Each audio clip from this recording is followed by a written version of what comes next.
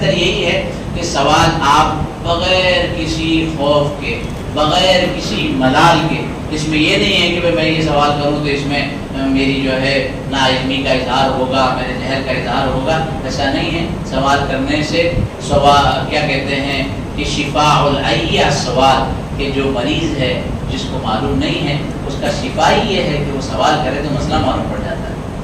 ایک سوال ہے، ہمارے پاس 2 گھر ہے جو ملا کر 26,000 کرایہ آتا ہے ہر مہینے، اس کے علاوہ کمائی کا دوسرا ذریعہ نہیں ہے، اسی سے گھر کا خرچہ چلتا ہے، اس پہ زکوٰۃ کیسے نکالے آپ اس بارے میں بتائیں۔ تو جن دن کے بعد 2 گھر ہے وہ ذرا کان کھول لیں۔ واپس سوال، ہمارے پاس 2 گھر ہے جو ملا کر 26,000 کرایہ آتا ہے ہر مہینے، اس کے علاوہ کمائی کا دوسرا ذریعہ نہیں ہے۔ انہوں نے اچھا کیا یہ سوال لکھ کر ہی لیا ہے، ابھی مجمع میں تو کر نہیں سکتے، ورنہ آپ کو پتہ چل جائے گا کہ ان کے پاس 2 گھر ہے، 26,000 کرایہ ہے، شعبہ بولے گے کہ مدرسے کے لیے کچھ اس میں سے نظام بناؤ، تو خوف پیدا ہوتا ہے نا، تو اس کے لیے اچھا کیا کہ انہوں نے نکاح کرا ہے۔ تو اسی سے دیکھیے بہت صاف ستھری بات ہے، آپ کی نیت پر موقوف ہے۔ آپ نے سیکنڈ گھر لیتے ہوئے اگر نیت کی تھی کہ میری آمدنی کا کوئی ذریعہ نہیں ہے، اس سے کرایہ آئے گا اور میں گھر چلاؤں گا، تو آپ کو نہ ہی اس اثر پر دینے کی ضرورت ہے، نہ ہی کرائے پر زکوٰۃ ہوگی، الا یہ کہ وہ کرایہ سال پر آپ کے اکاؤنٹ میں رہتا ہے تو جو اکاؤنٹنگ سیونگ روپیز پر آئے گی اس پر زکوٰۃ ہوگی، کرائے پر زکوٰۃ نہیں ہوگی۔ لیکن اگر آپ کے پاس پہلے زمانے میں لوگ بینک میں پیسے رکھتے تھے یا جویلری بنا کے رکھتے تھے، ابھی لوگوں کو اسٹاک ایکسچینج پتا ہے، یہاں بہت سے ماہر بیٹھے ہوئے ہیں، مسکرا بھی رہے ہیں، لوگوں کو انویسٹمنٹ کے الگ الگ طریقے پتا ہے کہ بھئی یہ بلڈنگ بنا رہا ہے، چلو اپنے بھی 2 فلیٹ بک کرتے، تھوڑے تھوڑے پیسے ڈال دیں۔ تو آپ کی نیت کیا ہے؟ انویسٹمنٹ ہے۔ آپ کی نیت کیا ہے؟ ذرا زور سے بولو، انویسٹمنٹ ہے۔ آپ کی نیت رینٹل پراپرٹی ڈیولپمنٹ نہیں ہے، انویسٹمنٹ ہے۔ جب انویسٹمنٹ ہے وہی پیسہ آپ جو ہے بینک میں رکھتے تھے تو آپ کو زکوٰۃ دینی پڑتی تھی، اسی پیسے کو بڑھانے کی نیت سے آپ نے انویسٹ کیا ہے، تو جو اوریجنل اماؤنٹ ہوگا یعنی 2024 15 شعبان کو اس گھر کی جو قیمت ہوگی اس کی قیمت کو زکوٰۃ کے اندر انکلوڈ کرنا ہوگا۔ آج کی قیمت اس کو اور آسان سمجھاتا ہوں کہ جیسے مثلا لوگ جو ہے نا اسٹاک ایکسچینج میں اپنا تجارت لگاتے ہیں، حالانکہ بہت سارے اس کے اندر فتاوے ڈفرنٹ اوپینین ہیں، لیکن میرا یہ کہنا ہے مثلا یہ کہ ٹاٹا ایتھیکل فنڈ ہے، ہر مہینے 1000 روپے کا SIP اس میں آپ نے لگایا ہوا ہے یا 5000 کا لگایا۔ اب آپ نے سال طے کیا، ایک طریقہ تو یہ ہو سکتا تھا کہ کمپنی کا پورا بیلنس شیٹ دیکھا جائے اور ان کا فکس ایسٹ دیکھا جائے، اس کو نکالا جائے، لیکن یہ بہت لمبا اکاؤنٹنگ ہے۔ سیدھا کہ آج آنکھ بند کر کے میرا گھر، میری گاڑی، میری بنیادی ضروریات کے علاوہ یہ پیسہ میرا اضافی ہے۔ شریعت کیا کہتی ہے کہ جو ایکسٹرا منی آپ کے پاس ہے اور اس کو آپ نے بزنس میں نہیں لگایا، یعنی اس کو آپ نے مارکیٹ میں نہیں رکھا بلکہ اپنے پاس محفوظ کر کے رکھا، تو اس کے اوپر سال بھر محفوظ ہونے کی وجہ سے اس کے اوپر آپ کو کیا ہوگی؟ زکوٰۃ کا فریضہ ہوگا۔ مال تجارت کا حکم مستقل الگ ہے۔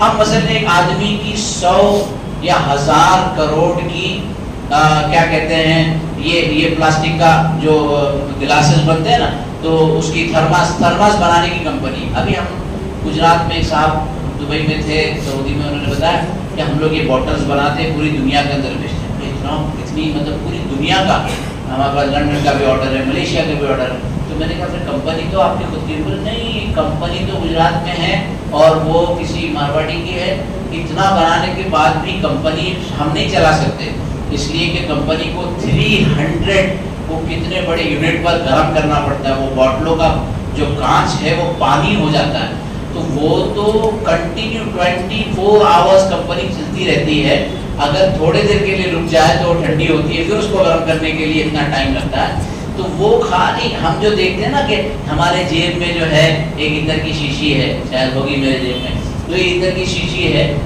یہ جس کمپنی میں بن کر آئی ہے وہ کمپنی 1000 کروڑ کی ہوتی ہے، 1000 کروڑ کے اوپر کی کمپنی، ادھر کی شیشی میں 5 روپے کا ادھر بھی ڈالو تب بھی ادھر ہی ہے 5 روپے کی.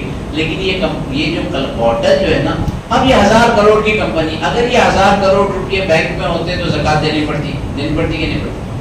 لیکن ادھر تو مشین ہے، زمین ہے، پورا جو ہے نا کارخانہ ہے، تو وہاں اس کو وہ مشین کے اوپر زکات دینی پڑے گی؟ ذرا ہاں یا نہ ضرور سے بولو، ہاں یا نہ. ہاں بولنے والے ہاتھ اٹھاؤ، نہ بولنے والے ہاتھ اٹھاؤ. کیوں نہیں؟ 1000 کروڑ یہاں بھی، 1000 کروڑ وہاں بھی.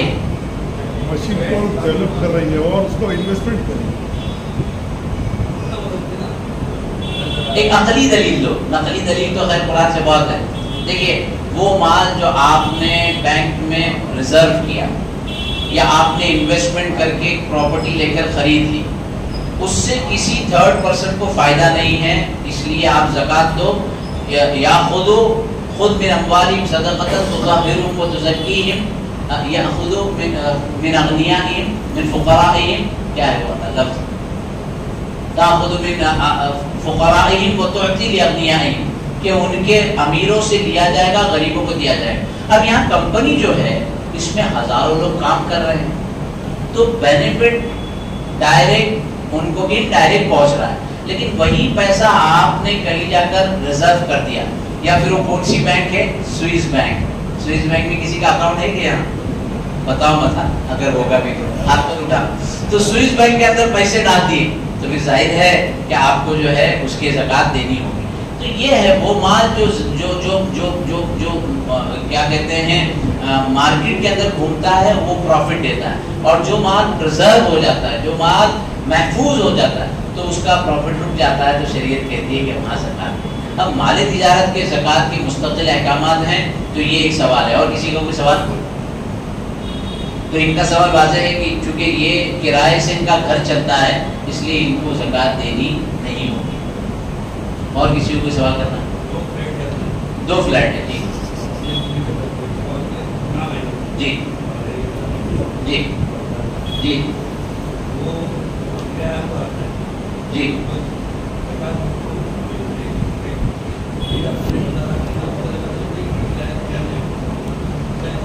نہیں، 2 فلیٹ ہے. نیت آپ کی ہے کہ آپ نے بچوں کے رہنے کے لیے لیا ہے، ریسیڈنشل ریکوائرمنٹ ہے، انویسٹمنٹ نہیں ہے. تو ظاہر ہے کہ اس کی کرائے پر بھی زکات نہیں ہوگی، الا یہ کہ اس کرائے کو آپ سال بھر محفوظ رکھیں. زور سے جزاک اللہ بولیں. اس کے لیے ایک ایکسٹرا مسئلہ بتاتا ہوں کہ بہت سارے شافعی حضرات جو ہے نا جویلری پر زکات نہیں دیتے، برابر ہے؟ کیا کہتے ہیں وہ؟ استعمال کے زیورات، اس پر زکات نہیں دیتے. کون کون ہاتھ اٹھائے؟ چلو ہاتھ اٹھانے کی ضرورت نہیں، جس کو پتا ہے. اب استعمالی زیورات پر زکات نہ دینے کا مسئلہ فرض کے انداز میں کہ فرض نہیں ہے فقہ شافعی کے اعتبار سے. اور اس کا بیک گراؤنڈ سمجھیے کہ جس زمانے میں آپ پیچھے چلے جائیں، آپ کی نانی دادی کے دور میں، یہاں بہت سارے مالدار ہو گئے تھے، ہمارے ابا تو اتنے فقیر تھے، تو اس زمانے میں وہ نانی دادیوں کے پاس جو مہر کی رقم، مہر کا جو سونا آتا تھا نا، کالا کلوٹا ہو جاتا تھا، اور غربت کی انتہا ہوتی تھی، لیکن وہ اس میں سے پیسے یا اس سونے کو کبھی بیچتے نہیں تھے. اب ان کو اگر اس میں زکات کا حکم دیا جائے تو ان کے لیے بہت دشوار ہوگا کہ اسی سونے کو بیچ کر زکات دینی ہوگی. بنیادی طور پر استعمالی زیورات کا یہ حکم ہے. اب اگر اللہ نے ہم کو مال دیا ہے تو کوئی شافعی عالم یہ نہیں کہتا ہے کہ اگر آپ زکات دیں گے تو آپ کو گناہ ہوگا، ایسا کوئی کہتا ہے؟ بلکہ حکم خروج من خلاف من اوجبہ، جن لوگوں کے یہاں زکات دینا واجب ہے اس سے نکلتے ہوئے ہم کو بھی زکات دینی چاہیے. لہذا کو نالا سپارہ کے اصل کوکنی احباب سے درخواست ہے کہ اللہ نے ڈے ٹو ڈے کا مال دیا ہے تو زکات دیں، اس سے برکتیں ہوگی، اس سے اللہ تبارک و تعالیٰ مزید نوازیں گے. یعنی مسئلہ جو ہے شرعی معلوم ہو جاتا ہے، ہم کو راستہ مل جاتا ہے. جبکہ اس کی بنیادوں کو سمجھنا ضروری ہے. ہم راستے نہ نکالیں بلکہ اللہ کے راستے میں زیادہ سے زیادہ دینے کی فکر کی کوشش کریں تو ہمارے لیے فائدہ ہوگا. اور جی فرض نہیں ہے. جی نہیں وہ لمیٹیشن کو ڈیسائیڈ نہیں کیا جا سکتا، وہ ڈیپینڈ ہے ہر آدمی کے. سپوز میں جانتا ہوں عمرہ کی فیملی کے اندر ایک ہار جو ہے ان کا وہ 100 تولے کا، 150 تولے کا، 200 تولے کا ہوتا ہے. ہمارے لیے وہ جو ہے 5-10 تولے کا ہو جائے تو بہت بڑی بات ہوتی ہے. لمیٹیشن استعمال کے طور پر نہیں ہے، لیکن یہ ہے کہ زکوٰۃ کا دینا فرض نہیں ہے.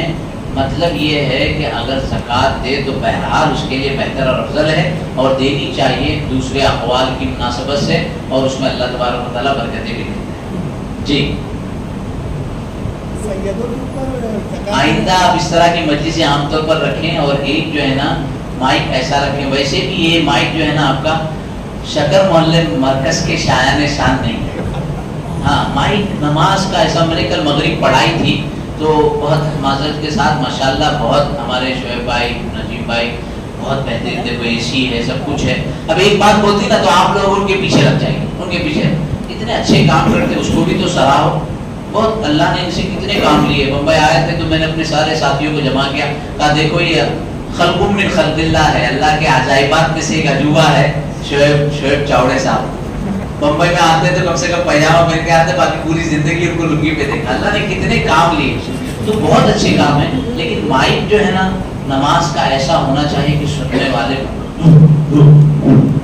یہ آواز آ رہی ہے نا، یہ نہیں ہونا چاہیے. تو مائک ایسا ایکو سسٹم ہونا چاہیے کہ آپ جب قرات سنیں، کوئی قاری صاحب کو بلائیے گا تو وہ آپ کو بتا دیں گے کہ مائک کیسا ہونا چاہیے. تو مائک کے اندر یہ سسٹم آتا ہے. جی تو آئندہ انشاءاللہ جو ہے نا آپ کے لیے ایک وہ کیا کارڈلیس مائک بھی رکھیں گے. زکوٰۃ کا سیدوں کے اوپر کیا ہے؟ ہاں ایک اچھا سوال کیا ہے کہ سادات یعنی سید خاندان کے جو حضرات ہیں ان کو زکوٰۃ کا کیا حکم ہے؟ ظاہر ہے کہ صاف صریح حدیث ہے کہ سادات کو زکوٰۃ نہیں دی جائے گی. کیوں؟ کیونکہ وہ خاندان کے اعتبار سے بڑا معیاری خاندان ہے، اللہ کے نبی صلی اللہ علیہ وسلم کا خاندان ہے. جیسے ہمارے جامع مسجد کے امام صاحب حضرت مولانا سے شوکت علی نذیر نور اللہ مرقدہ عربی، ان کے جو ہے نواسے ہیں ہمارے مفتی اظہر نذیر صاحب. یہ پورا خاندان ہے، ان کے پاس شجرہ ہے، شجرہ اوپر تک. تو سادات کو زکوٰۃ نہیں دی جائے گی. ایک وضاحت اس میں یہ کہتا ہوں، لیکن عام طور پر سید سرنے میں آ گیا تو سمجھتے ہیں کہ سادات ہیں. بلکہ یو پی کے تو بہت سارے خاندان ہیں جو کہتے ہیں کہ ہم سادات ہیں، بے شجرہ، ہمارے پاس شجرہ وجرہ نہیں. تو یہ پہلے تو وضاحت ہونی چاہیے کہ سادات ہے بھی یا نہیں ہے. اگر ہے تو زکوٰۃ نہیں دی جائے گی. لیکن اس کا مطلب یہ نہیں ہے کہ پھر کیا وہ بھوکے مریں گے، پھر کیا وہ پیسے مریں گے. اگر سادات میں سے کوئی غریب ہو جائے تو ہم پوری قوم کی ذمہ داری ہے کہ اللہ کے نبی کے گھرانے کے لوگوں کی ضرورتیں اپنے صاف ستھرے اور خالص مال سے پوری کریں گے انشاءاللہ. ایک بھی سادات یہاں ضرورت مند نہ رہے، ایسی تحریک چلائیں. میں تو کہتا ہوں ماشاءاللہ یہ اتنی اچھی بستی ہے سوپارا کی، وہاں واضح محلے کے امام صاحب بھی موجود ہیں، وہاں جامع مسجد ہے، یہاں جو ہے آپ کا سمیل پاڑا پہ ایسے 5, 10, 12 مسجدیں مل کر ایک پورا نظام بنا رہے کہ ہم اپنی بستی میں غربت کے ختم کرنے کا نظام بنائیں گے، ہم اپنی بستی میں صفائی کا نظام بنائیں گے، ہم اپنی بستی میں تعلیم و تعلم کا نظام بنائیں گے. لڑکوں اور لڑکیوں کے، نوجوان بچوں اور بچیوں کے، دیکھو یہاں نہیں ہے یہ جتنے ہیں نا، اس میں سے 50% تو صرف بزرگ ہیں جو اللہ کی رضا کے لیے بیٹھے ہیں، کیونکہ بچے لوگ تو ایسے بھی زکوٰۃ دیتے ہیں تو وہ تو اللہ کی رضا میں، یا ہو سکتا ہے مفتی ابوالکلام صاحب کے اعلان کی محبت میں یا میری محبت میں بیٹھے ہو. ہمارا ٹارگیٹ آڈینس تو وہ ہے جو کالج میں جاتا ہے. اب 2-4 بچے ہیں، یہ بچہ ابا کے ساتھ آیا ہے اور کتنے بچے ہیں جو اپنے والد کے ساتھ آئے ہیں. وہ ہمارا ٹارگیٹ آڈینس ہے، وہ ہمارے اصل خطاب کا جو ہے ذمہ دار ہیں. کچھ نوجوان ہیں پیچھے بیٹھے ہوئے، نوجوانوں کو تو میں یہ مسجد تھی نا، ورنہ میں پہلے اٹھا کے آگے لاتا ہوں. یہ تو اصل قوم کا ہیرا ہے، یہ تو کر چکے کام. اللہ اپنے فضل و کرم سے ان کو قبول کر لے تو کتنی بڑی جنت ہوگی. تو ان بچوں تک پیغام پہنچاؤ، ان کے اوپر سر پہ ہاتھ رکھو. تو یہ پورے محلے مل کر اختلافات کو ختم کرو. जो हवरचा तो तवरचा, त्यांची मशीन यांची मशीन, ये यूपी के, ये भैया लोग है, ये कोकनी है, और ये फलाने, ये रत्नागिरी के कोकनी, ये श्रीवर्धन के कोकनी। अल्लाह के बंदो, कूनु इबादुल्लाह इख्वाना, अल्लाह के एक बंदे, अल्लाह के नेक बंदे बन जाओ तो इनकलाब आएगा। सादात का ये सवाल था। और किसी का कोई सवाल? जी। कर्ज हसना दिया है तो उस पर ज़कात देना क्या है? पहले तो कर्ज हसना समझना है। कर्ज हसना किसको कहते हैं? कि भाई फलाने भाई ने हमसे कहा कि मुझे कर्ज हसना चाहिए। कर्ज हसना का मतलब ये कि पैसे दे दिए, अब भूल गए, अब जब उनको सहूलत होगी देंगे, नहीं दिया तब भी कोई हरज नहीं है। अगर कर्ज हसना यही है तो फिर इस पर ज़कात की अकाउंटिंग नहीं होगी, क्योंकि लेने वाला ज़रूरतमंद है, उसने अपनी ज़रूरत में इस्तेमाल करें। लेकिन आपने कर्ज टाइम बाउंड दिया है कि मैं 2 साल के लिए आपको कर्ज देता हूँ, तो वो 2 साल का कर्ज का टाइम दिया है तो वो 2 साल की ज़कात देनी है। 2 साल पूरे हो गए, भाई मौलाना मेरा कर्जा वापस कीजिए। अरे पगार ही कितनी है, बढ़ाते ही नहीं है तनख्वाह, तो अभी कहाँ से मैं दूंगा? तो मैंने कहा चलो और 6 महीने आपको इजाज़त दे दी, तो वो 6 महीने की ज़कात का कैलकुलेशन मेरे इसमें आएगा। फिर और 6 महीने की मैंने इजाज़त दे दी तो पैसे ही नहीं है। मार्केट में तो ऐसे हालात है, बिल्डिंग बुक किया था, पैसे कौन, अरे आएंगे तब देखेंगे, अभी तो खत्म है। तो जब आप नाउम्मीद हो जाए अपने कर्जे से, उस वक्त वो अमाउंट आपके कर्जे के अंदर फिर इंक्लूड नहीं, आपके ज़कात में इंक्लूड नहीं होगा। फिर जिस दिन आपको मिलेंगे उस दिन फिर आप कैलकुलेशन करेंगे। तो कर्जे हसना पर ज़कात नहीं, इसलिए कि जाहिर है कि वो एक तरह का तबर्रुअ और ताउन है, और वो ताउन दे दिया गया है तो उसको ज़कात के अंदर इंक्लूड नहीं करेंगे। राशन बांटना ज़्यादा बेहतर ये पैसे देना ज़कात में। राशन बांटना, देखिए मौलाना उमर साहब हैं, इनको मसले का हल मालूम होगा मुझे लगता है, क्योंकि बहुत बड़े आलिम हैं, मैं तो इनको अल्लामा कहता हूँ माशाल्लाह। लेकिन देखिए ज़कात में इन्नमस सदक़ातु लिल फुक़रा वल मसाकीन वल आमिलीन, ये लाम जो है ना, लाम हमारी ट्रेनिंग सेशन में कहता हूँ कि ये हमारे सर के ऊपर एक बड़ा डंडा है, वैसे भी लाम ऐसा होता ना, तो एक बड़ा सा डंडा है जो हमारे सर पर है, इसने ज़कात के गलत इस्तेमाल के सारे दरवाजे बंद कर दिए। ये जो अनाज बांटते हैं ज़कात में, तकरीबन स्कॉलर्स का इस पर इत्तेफाक है कि इससे ज़कात अदा नहीं होगी, आपको पैसे देना होंगे। अब ठीक है कि कोई ऐसा है कि अगर उसके शौहर का पैसे दे दे तो ज़ाय कर देगा, या बीवी के पास दे तो इस्तेमाल करेगा, तो आखिरी दर्जे में आप फिर एक फॉर्म बना ले कि 500 रुपया आपकी मिल्कियत के हैं और आप हमें जिम्मेदार बना रहे हैं कि हम 500 रुपये की अनाज आपके लिए खरीद कर जो है आपको देंगे। अल्लाह रहम करे, कुछ मैं NGO को जानता हूँ जो शो ऑफ करते हैं, लोगों की ज़कात जमा करते हैं, हम तो इतनों के जो है ना राशन बांटते हैं और इतनों के जो है ना घर के काम करते हैं। अरे एक तो पहले वकील बने, वकील अपना माल खुद का नहीं है, वकील बने, वकील के अपने शराइत मालूम करें कि उसके शराइत क्या हैं, वरना ये सब दिखलावा करके नेकी बर्बाद ना लाजिम हो जाएगा।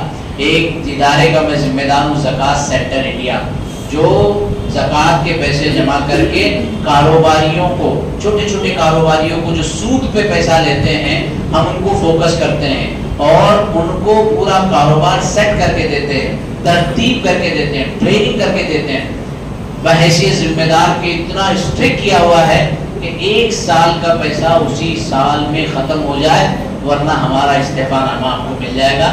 इसलिए कि शरई ज़ाब्ता, तो जो लोग NGO चलाते हैं वो बड़े फिक्र करें कि ज़कात का पैसा अगर किसी का लेते हो तो सच्चे सही इंसाफ के साथ, तो ये अनाज बांटते हैं और उसमें कई मतबक तरतीब है, तो ये गड़बड़ है और ज़कात अदा नहीं होगा। जी, किताब, कापी, यूनिफॉर्म ये सब देते हैं, डायरेक्ट तो ज़कात में देने की गुंजाइश नहीं है, इसलिए कि कुरान ने कहा लिल फुक़रा, मालिक बनाना पड़ेगा। अब अगर मजबूरी है या कुछ ऐसा निज़ाम चलाना है तो कम से कम दर्जे में आप वकील बन जाए कि भाई फलाना भाई है, इसको 1000 रुपये की ज़कात है और वो कहता है कि अच्छा मेरे ज़कात के पैसे से मेरे लिए, अब उसको 4 जगह से यूनिफॉर्म आवे, क्या फ़ायदा उसका? उसको पेंसिल की ज़रूरत ही नहीं है, आपने पेंसिल का डब्बा दे दिया उसको, اس کو چاہیے روٹی، آپ نے دیا بیگ، کیا کرے گا؟ اس کو چاہیے وہ جو ہے نا 30 روپے والا چاول، آپ نے اس کو دیا 40 روپے والا، وہ 30 روپے والا چاول 20 روپے میں بیچ دیتا ہے. کیا اس کے برعکس الٹا بھی ہو سکتا ہے؟ وہ اچھا کھانے کا عادی ہے، خاندانی آدمی ہے، مجبوری ہو گئی ہے اس کے لیے آپ سے لے رہا ہے. اب وہ جو معیاری کھاتا ہے، الگ الگ قسم کے چاول اس کے گھر میں جمع ہوئے ہیں. کتنے واقعات ایسے ہیں کہ پھر وہ واپس جا کے مارکیٹ میں بیچ دیتے ہیں کم قیمت میں اور پیسے لے لیتے ہیں. تو اس لیے شرعی ضابطے پر کریں.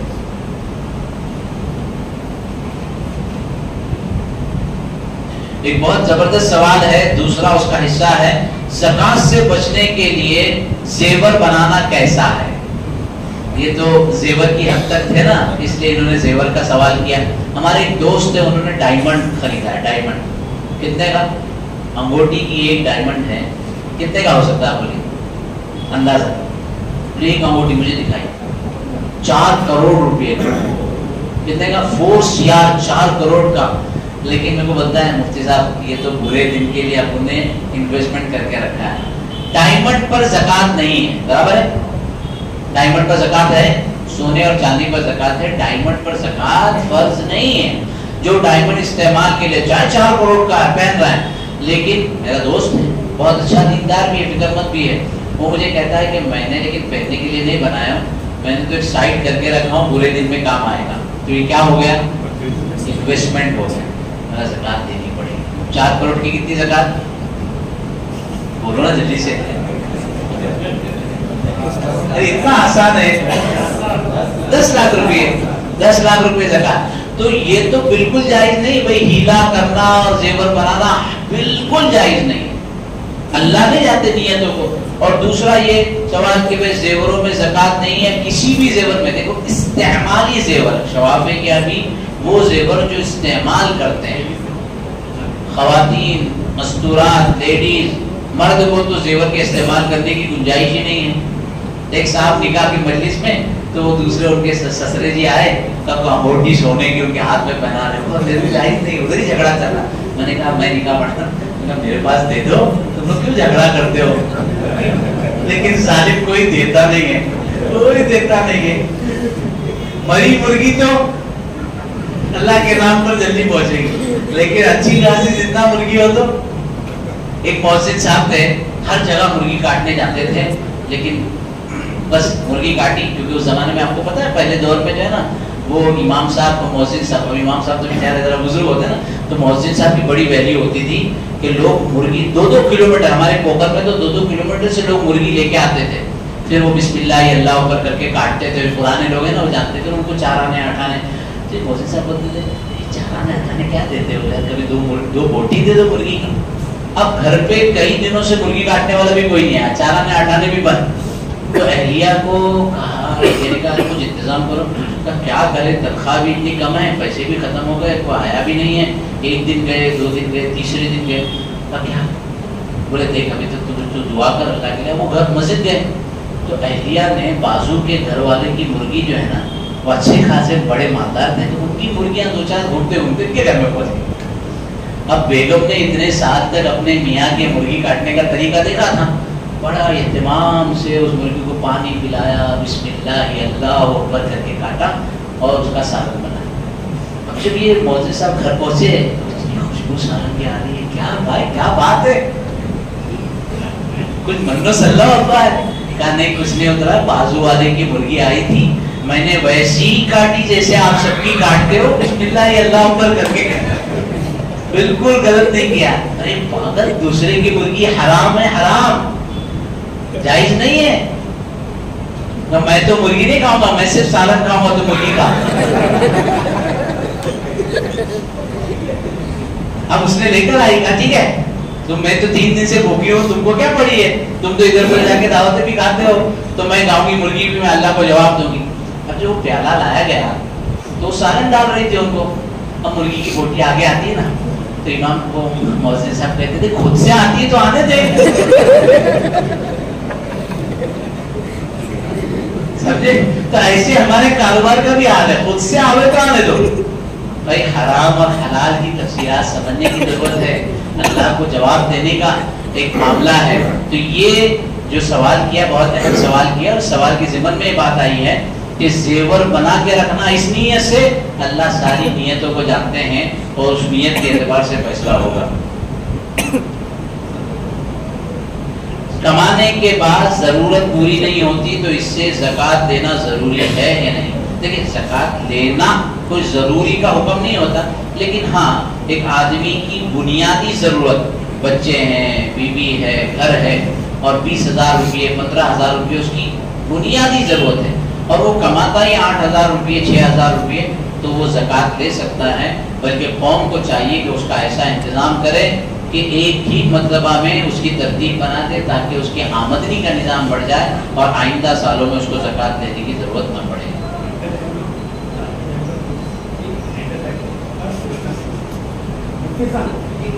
جی جی جی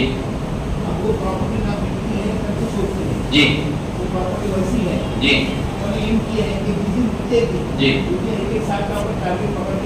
جی جی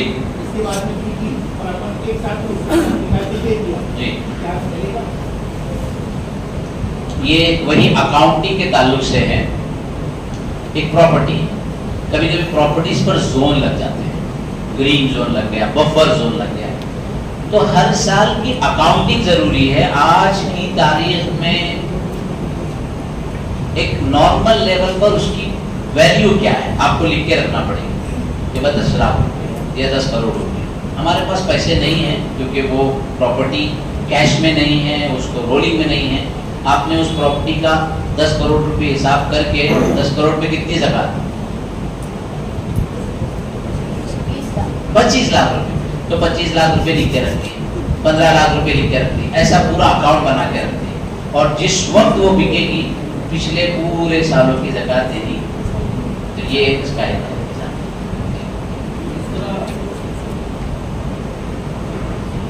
جی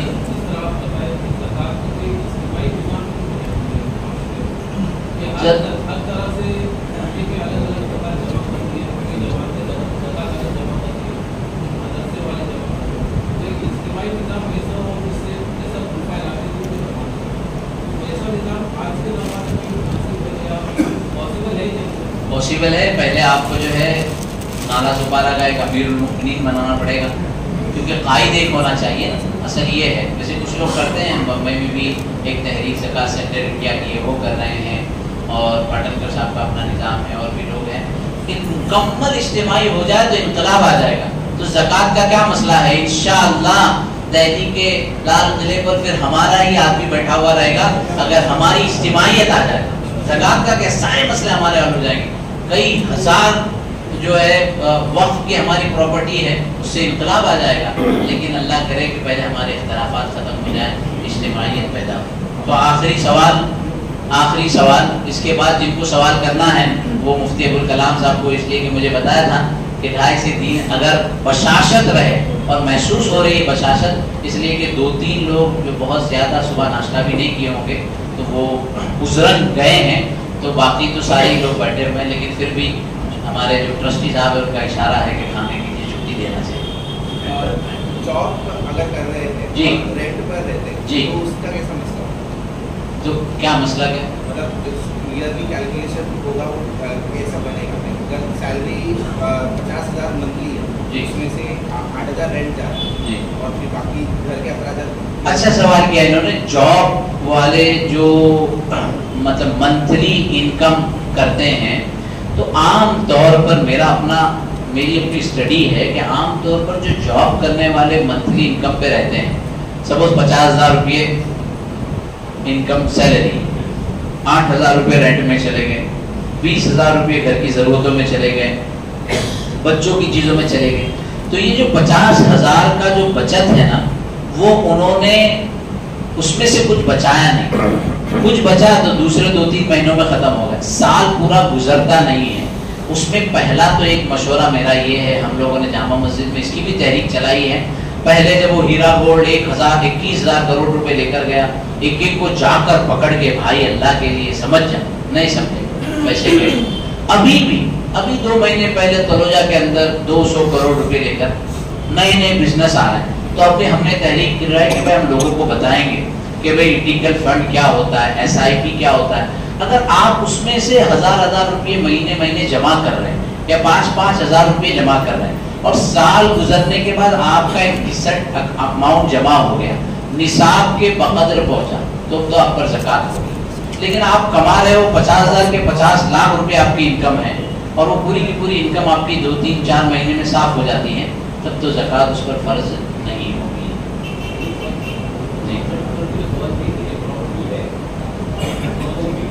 جی جی جی جی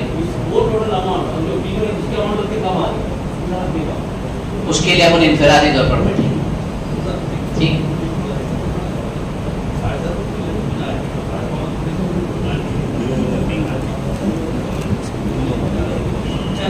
یہ بھی مستقل موضوع ہے انشاءاللہ، مفتی ابوالکلام صاحب اس کا ذکر کریں گے. میرے خیال میں ہاں سوالات بہت ہیں. اب آپ کے سامنے ذرا جو مفتی ہیں یہ مجلس میں ذرا کھڑے ہو جائیں.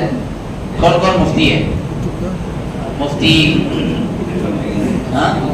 فیض الاسلام، اسلام کا فیض، عبدالعلیم، آپ خود بھی کھڑی ہو، ابوالکلام، اور یہ تو یہ حضرات آپ کے سامنے ہیں. اپنا ٹائم لیں ان کے پاس اور ٹائم لے کے اپنی فیس بھی پے کریں، 500 روپیہ، 1000 روپیہ، 2000 روپیے، محبت سے، ایسا نہیں. اور اپنا ٹائم لے کر اپنے زکوٰۃ کے پورے مسئلے حاصل کریں، دیکھا جائے گا. کل جو پروگرام ہوا تھا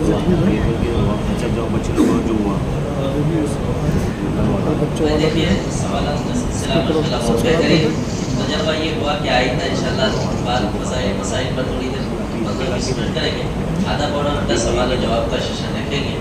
ابھی مجبوری یہ ہے کہ بہت سارے بیٹھایا 2:30 بجے کا وعدہ کیا ہے، تو اس سے اندازہ ہو گیا. انشاءاللہ آئندہ کی جو نشست ہوگی تو اسی حساب سے پھر انشاءاللہ نشست قائم کریں گے انشاءاللہ. سوالات بہت سارے حضرات کے رہ گئے.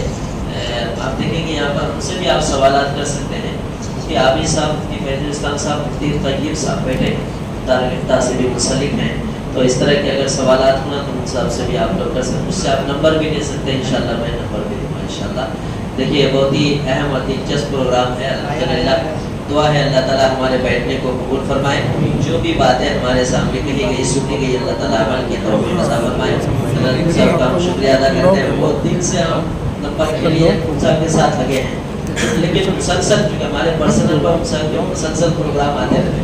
آج کہاں ہے، صبح کہاں ہے، شام کو کہاں ہے. ایک دن ہم فون کیا حیدرآباد میں تھے، حیدرآباد صبح کو حیدرآباد میں، مغرب بعد مجھے فون کیا، ہم سب کہاں ہیں، بولو بمبئی میں. صبح حیدرآباد میں اور مغرب بعد بمبئی میں مجھے فون کیا، ہم سب سامنے سے. تو ایسے پروگرام رہتے ہیں الحمدللہ. بہت بہت جزاک اللہ صاحب. زیادہ وقت لے کر آئندہ انشاءاللہ اس طرح کے پروگرام کی تھوڑی اور اچھی ترتیب بنائیں گے انشاءاللہ. دعا تو آئندہ کی ڈیٹ انشاءاللہ طے کرتے ہیں. ایسی مجلسوں میں عام طور پر جو ہے نا اجتماعی دعا کا بہت موقع نہیں ہو پاتا، تو ایک دعا ہے، دعا کفارۃ المجلس، تو ہم سب ساتھ میں پڑھیں گے انشاءاللہ. سبحان اللہ و بحمدہ، سبحانک اللہم و بحمدک، نشہد ان لا الہ الا انت، نستغفرک ونتوب الیک. سبحان ربک رب العزة عما يصفون وسلام على المرسلين والحمد لله رب العالمين.